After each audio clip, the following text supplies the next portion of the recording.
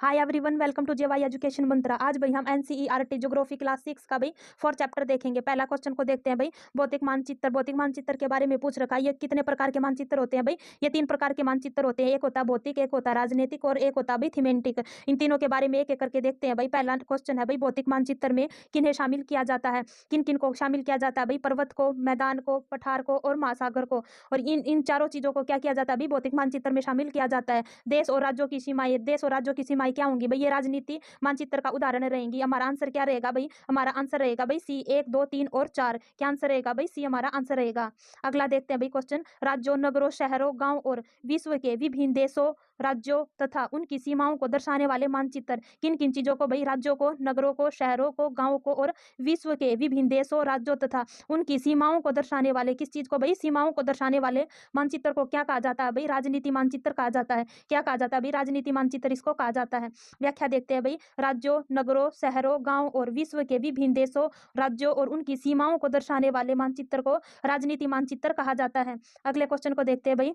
अगले क्वेश्चन में क्या पूछ रखा है? थीमेटिक मानचित्र के बारे में पूछ रखा है कि किन किन चीजों को इसमें शामिल किया जाता है। पहले नंबर पर है भाई सड़क, सड़क मानचित्र, वर्षा मानचित्र, वन और उद्योगों के वितरण दर्शाने वाले मानचित्र। ये सभी के सभी क्या होंगे भाई? ये सभी के सभी राइट रहेंगे हमारे। इन सभी को किस चीज में दर्शाया जाता है भाई? थीमेटिक मानचित्र में शामिल किया जाता है। हमारा आंसर रहेगा भाई डी। क्या आंसर रहेगा भाई? हमारा डी।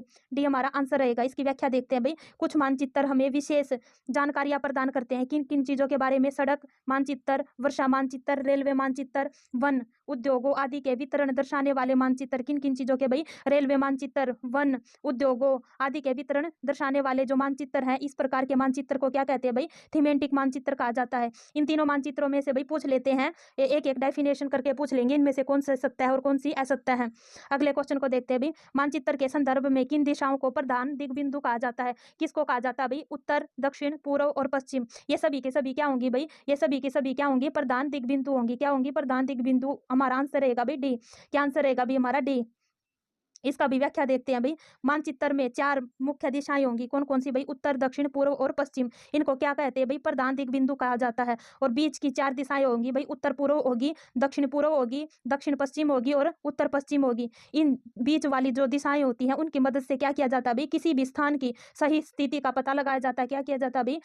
इनसे क्या किया जाता है? सही स्थिति का, किसी भी स्थान की सही स्थिति का पता लगाया जाता है। अगला क्वेश्चन देखते हैं भाई। मानचित्र के संदर्भ में रूढ़ प्रतीक किसे कहते हैं? किसे कहते हैं भाई? जिन प्रतीकों के उपयोग के संबंध में अंतर्राष्ट्रीय सहमति हो। किन के भाई? जिन प्रतीकों के उपयोग के संबंध में अंतर्राष्ट्रीय सहमति हो, उनको क्या कहा जाता है भाई? रूढ़ प्रतीक कहा जाता है। अगला देखते हैं भाई।